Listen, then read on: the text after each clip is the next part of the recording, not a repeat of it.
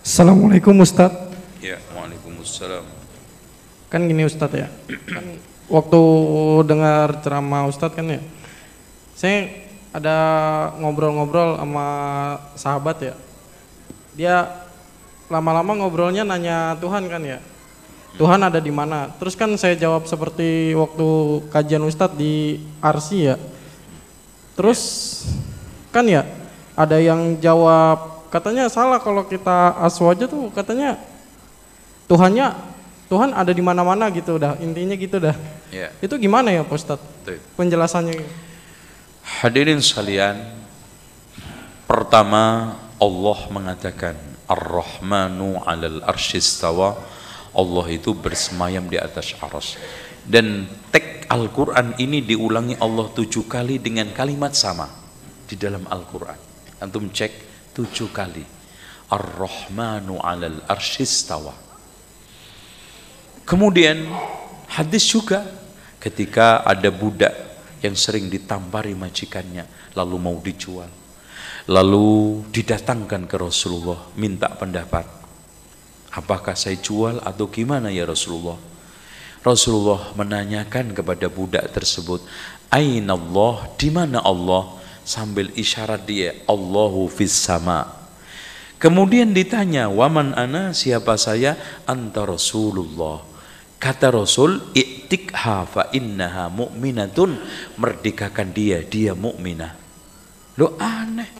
Sekarang titelnya dokter ini kalah sama budak imannya. Allah di mana-mana. Pertanyaan logikanya tanyain, ketika antum berdoa, kenapa ngangkat tangan ke atas langit, enggak begini-begini? Rabbana atina. Ya, karena bisa di mana-mana.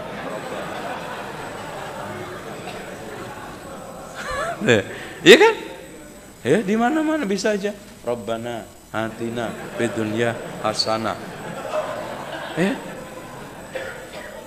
Subhanallah. Terus Tuhan ente berapa di mana-mana, di lubang ada, di gedung ada, di gor ada. Berapa? Makanya pernah ada seorang ulama besar dari kalangan Asy'ariyah yang juga Mu'tazilah, karena sebetulnya Abul Hasan Al-Asy'ari dulu itu Mu'tazilah, kemudian tidak setuju terhadap banyak hal, kemudian mendirikan madrasah sendiri, kemudian akhirnya bertaubat kembali kepada salafus soleh. Jadi mengalami 3 fase, yaitu Imam Al-Juwaini ceramah di depan muridnya kajian seperti ini, kemudian dia mengatakan statement, innallaha kana walam yakunil arsh wa huwa ala ma kana alih. Allah itu ada sebelum adanya arsy dan dia berada sebelum adanya arsy itu. Berarti dia ingin mengingkari Allah semayam di atas arsy. Clear? Di dalam majelis para ulama nih Pak yang belajar, di antaranya adalah Imam Al-Hamadani. Wahai Imam, tinggalkan kita berbicara masalah di mana Allah semayam atau tidak. Coba kita pikirkan bersama, kenapa ketika kita berdoa harus mengangkat tangan ke atas langit? Akhirnya Hamadani sambil pukul-pukul kepalanya, hayyaronil Hamadani, Hamdani bikin saya pusing, Hamdani bikin saya bingung. Kenapa ya? Kalau Allah di mana-mana, tapi kenapa kita angkat ke atas? Allahu Akbar. Dah selesai. Syar'an, Quran, hadis, ijma', logika. Allah itu di arsy. Aamintum man fis samai ay yakhsiba bikumul ard.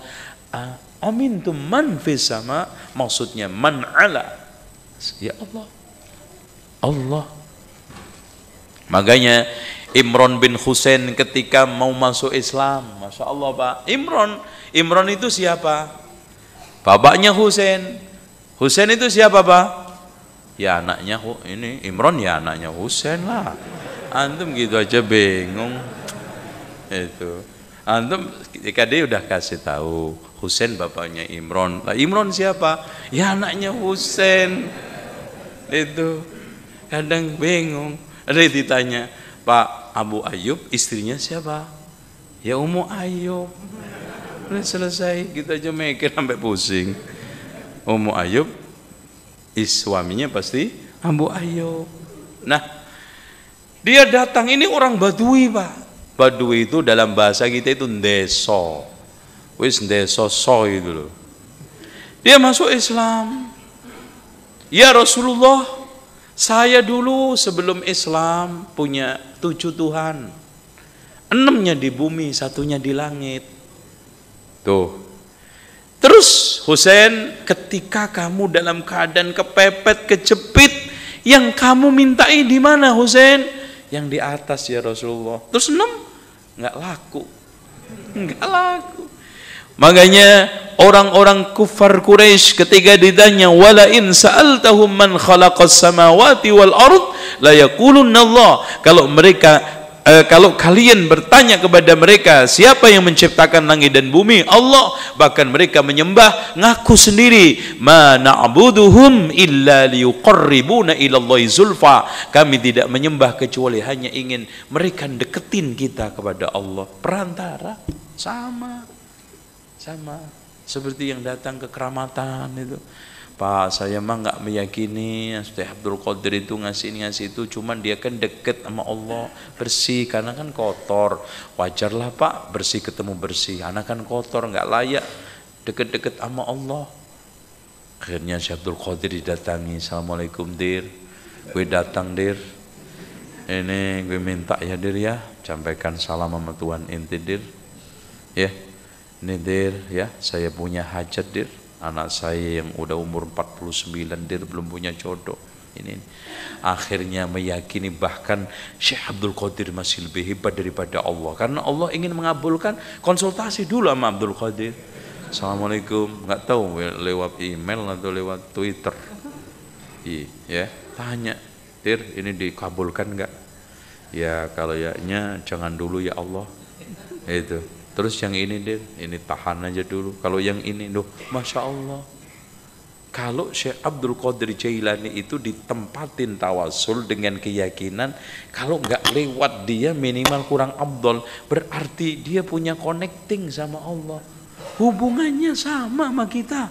Kalau seandainya beliau mulia, dan memang orang mulia, ulama ahli sunnah wal jamaah, dan fatwa dengan madhabnya Syafi'i dan Hambali, walaupun nggak maksum, kemuliaannya Syekh Abdul Qadir untuk dirinya tok, bukan untuk kita. Karena hatta sampai kepada Nabi, wa alaysa lil insani illa ma sa'a, tidaklah manusia untuk mendapatkan balasan kecuali dari hasil usahanya. Udah. Kalau seandainya itu ada hanya syafaat hak, selain itu nggak bisa. Itu ya. Ya. Melanjutkan pertanyaan tadi. Ya. Ada hadis mengatakan kenalilah dirimu maka engkau akan kenal dengan Tuhanmu. Dan kedua, hadis itu mengatakan sesungguhnya Allah itu sangat dekat, bahkan lebih dekat dari orang kita. Jadi yang diasah itu gimana? Pertama, penjelasan hadis itu adalah palsu. Makanya Masya Allah, antum pernah dengar atau alhamdulillah kalau memang baca, Syekh Albani punya kitab silsilah ahadits ad-dha'ifah wal mawdu'ah. Nomor 1 hadis apa Pak?